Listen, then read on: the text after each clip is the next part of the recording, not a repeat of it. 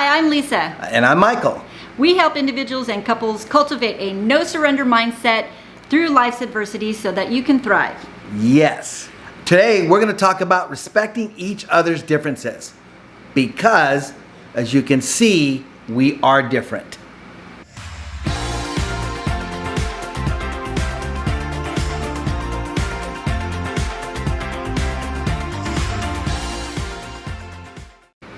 As you can see, we are very different. This is not my twin. Nope. And he is not her twin. Yeah, something like that. We both have different needs, different concerns, different desires, different goals. Yes. But back in the beginning when we first met, and like most couples, when they first get together and they start dating, you are kind of intertwined. I mean, we could almost finish each other's sentences. We would want to go eat at the same places. Yep. We want to do the same things. Yep. We were so into each other. Yeah. It was like we were like one person. We're like, this is great. This is natural. We can live with each other for the rest of our lives. Then over time, we began to recover and rediscover our individual selves. for instance, I would say, I want to go eat here, which she always used to like to go eat there. And then she says, no. So I said, well, where would you like to eat? She goes, I don't know, wherever you would like to eat. I said, oh, I'll go here. And then she goes, no. Then I stopped and go, where would you like to eat? She would ask me again, where would you like to eat? But over time, it became important to me to go eat where I wanted to eat. I had redeveloped my identity, figured out what it is that I wanted out of life. Individually. Right. And that kind of conflicted with what he wanted out of life individually. Yep. And we found that over time, life's not stagnant, right? So we grow personally. Sometimes I used to be a mayonnaise person, and all of a sudden I flipped her out one day because I like mustard on my brats. She looked at me like confused. I'm like, it's okay. I can change. Things happen. Another time, I would say that as we are different, we found out as well, is I am 7 years more wisdom in age than she is. But emotionally, she's still more mature than me.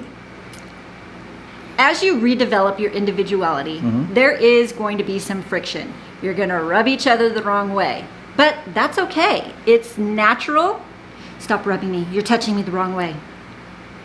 You're touching me. It's natural. It's natural to have that friction. But it's okay for you to become your own person. You don't have to be so into each other that everything is the same for you all the time. You are going to grow as individuals and grow in your relationship. That is also very dangerous. If you are always at the needs, you're providing need for someone else, you can get lost. You can lose yourself. I know in the beginning, I saw myself as a chameleon. I always was whatever anybody wanted me to be. I just wanted to be so a part of something that whatever it is you wanted me to be, that's what I would be. But I didn't have any purpose. I didn't have an identity of my own. I became lost. I became very codependent just to try to fit in somewhere. And I had to learn how to change that and develop my own identity, my own thoughts, my feelings, what I wanted out of life, my drive, my purpose, my individuality had to come through. Yeah, and I'm glad that I can help her with that. Oh yes, he helps me a lot. Here are 4 tips or steps that we use to help us accept the fact that we are different. Number 1. Accept instead of change. Now women, you know, if you're anything like me, we want to change that man. We want them to be all that God created them to be, and we will do anything we can to make that happen, right? And guys, you know that the thing that you loved about your partner is the same thing sometimes you want to change, or the things that you overlooked when you guys were dating or chasing each other now becomes apparent, and you just want to change them. So as you grow in your relationship, it's important that you learn how to accept one another's differences. I love that my husband has a different point of view.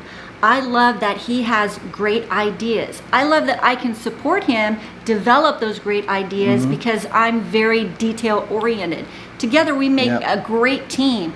But if I didn't accept him for who he was, I can't imagine the barrier that would come in between us. It would cause some serious problems, and it has over time. I mean, that's why we're here talking to you. We by far are not perfect, and it is tough to always accept people's differences. Yep, and it's be able to have a communication, be able to have a conversation, sit down and talk about it, because overall and generally, foundationally, I love her.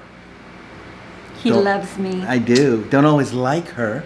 No, he Don't likes always me. like, we're not perfect. No. And that's what we have to accept. I'm not perfect and she's not perfect. Together, we're not a perfect couple. But we work on and we give effort to trying to continually come to the table so we can stick and stay. Number 2. Respond to requests. That was a tongue How's tire that? for Did him. I get it? It was a tongue tire. Did I get it? It's tough for him to get. Did I You get got it? All right, good. Last week we talked about what battles to pick in your relationship. This comes right into that category because when you respond, you have to learn to make sure that you're doing that in the proper manner. You want to make sure that you're learning how to pick your battles. You don't want to not respond to someone's request. If Mike says, hey, this really bothers me, I don't want to be like, well, tough. You just have to get over it. Or this really bothers me. Well, this bothers me too. Then it goes nowhere. That's right. right. You're only throwing fire. You're only throwing fire against fire. You got to hear it, right? So it's important to respect what that person is saying to you. Take a minute and stop. Think about what it is that they're requesting from you. Right. And hear them. Take the time to listen and hear what it is they're saying. Listen, Linda. We also talk about the importance of good communication. What does that look like in your relationship? Are you butting heads all the time? Is it hard for you to talk with one another without getting in a heated argument? So it's a respectful conversation with one another where you're taking the time to listen and evaluate and think about and respond properly. It does take work. And good communication does not mean perfect communication. When we first met, probably every sentence had a 4-letter word in it that wasn't very pleasant. Because that is how I spoke at the time. That's people I hung around. That's my influence. It's just how we talk to each other. Over time, I had to learn to use different words. I had to learn that manage my emotions. So it's not perfect communication. It's good. And how do you get good? You practice, right? Repetition is the mother of skill. And how do you have to practice in relationship? Not talking to the mirror or the wall, actually talking Or up to in a your human head. being. Having talked to a human being who has emotions, who can trigger your emotions. Well, you have to manage your emotions before you choke her out in her emotions. And I'm just kidding on the choking part. Number 3, speak respectfully. You want to speak with acknowledgement, appreciation, and gratitude. You always want to acknowledge what your partner is saying to you. If it's important for them to say it to you, it's important enough for you to listen and acknowledge what it is they're saying. A good way to do that is, so what I hear you saying is... It's also important to appreciate your partner. If you have a hard time with that, if you're always looking for what you don't like and it's ruminating in your head and you think about it a lot, it's going to be difficult for you to pick out good things. So start looking at what you appreciate. I appreciate that, for instance, example, that Lisa does the laundry. I would do the laundry. She doesn't trust me with the laundry because she's detailed and I just throw it all in on cold water. And that's how I do laundry. I've done it the whole time and it's always worked.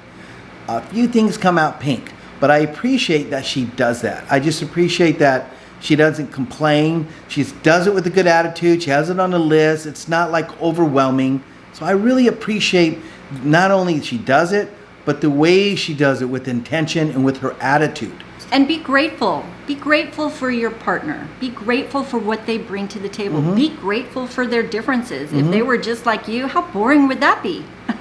And remember, Now is not the time for sarcasm. When you are talking and communicating with one another, don't be sarcastic with one another. There are times when that's good, and then there are times when that is not so good, and it can just cause even more issues. So put the sarcasm away. Yeah, don't be flippant. It's a good time to pay attention and be engaged. Another thing is like cutting your criticism. Don't roll your eyes when you're in the middle of conversation. Those little things are triggers to one another, and it turns your conversation into an argument. Be respectful. Yep. Manage the emotions and the facial expressions. Watch the breathing. The good one is like,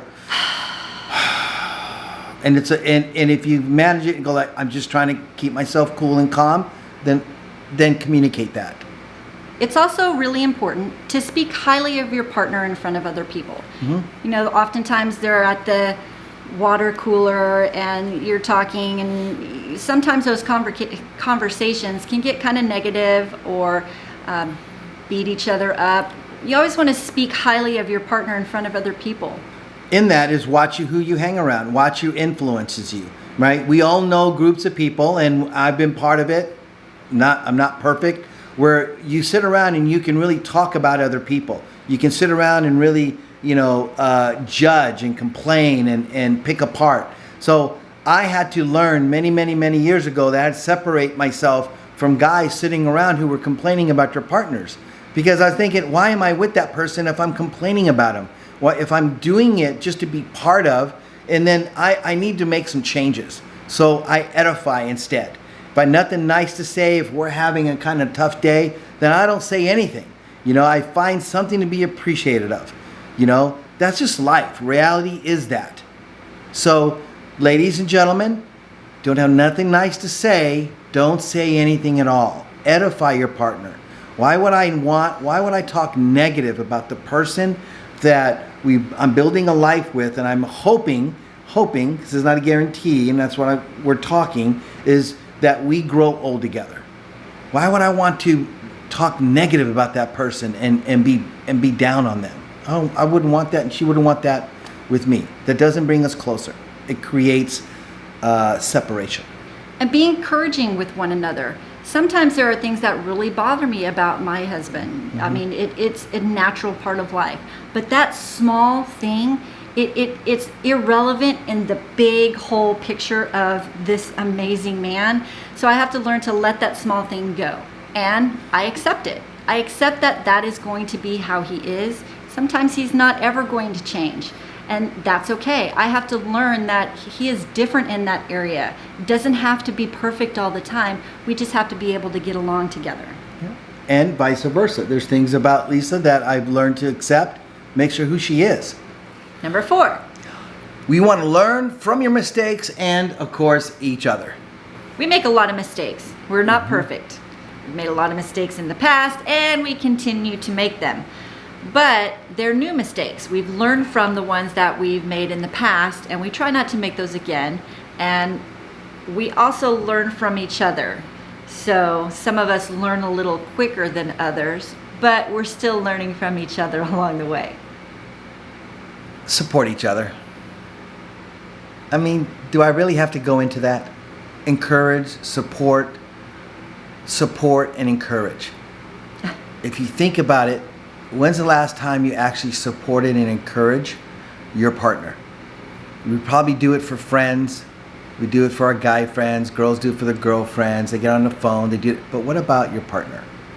I know through our relationship, my husband has so many ideas. He's constantly thinking up new things. He wants to try this.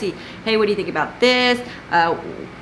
We should go here. We should try this. Let's join this. And I support him. I know that he is like that. He needs that.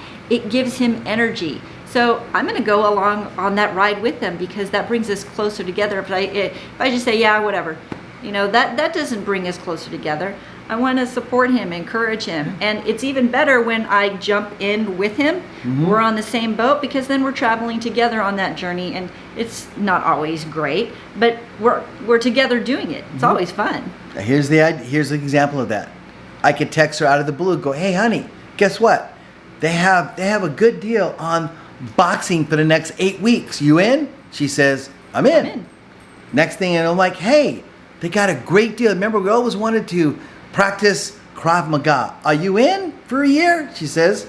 I'm in. Great. Then I said, we went on vacation. I remember how much I loved to play volleyball. Just loved to play sand volleyball. And we were there. I had an opportunity to do it because I can't sit for long periods of time. So I came back, and guess what I did? I started looking to see if there's any volleyball. Found one, indoor sand volleyball. I said, hey, honey, I text her, are you in? And she said, I'm in. not right away, though. I said, if you go hiking with me, I will go play sand volleyball with you. I've never played. I don't know what to do. I don't know how to do it. But if you go hiking with me when the weather gets better, because it's not purgatory, I will play sand volleyball. And I said, okay. He didn't say I'm in. He's like, okay. Yeah, but I will take my headphones because walking, just to walk, a little ADD, I'm like, I gotta listen to an audiobook or something. But he is there to support me. I'm going. And I will even go see chick flicks. Maybe not. Another good one is to take responsibility. Take responsibility for yourself, your words, your action, your differences, you know, how you're treating one another. Don't just be like, whatever, it's just been that way, it's always going to be that way, or this is just how I am, and you're going to have to deal with it. You know, take responsibility for yourself, for improving, for being respectful, for encouraging, for supporting. You have to be that person and bring that into your relationship. He will be that person and bring that into our relationship, which again brings us closer together. Boom.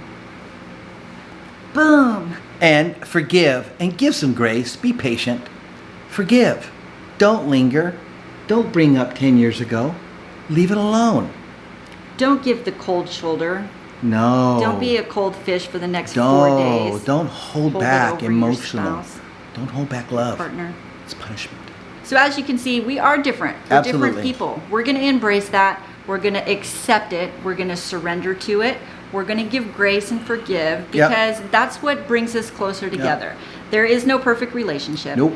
There is no relationship where people don't argue or things don't come up in life that are difficult or challenging. True. You are going to face adversities. You are. And you have to find a way to fight through that. Yes. So that you can thrive in your relationship instead of just surviving. Absolutely.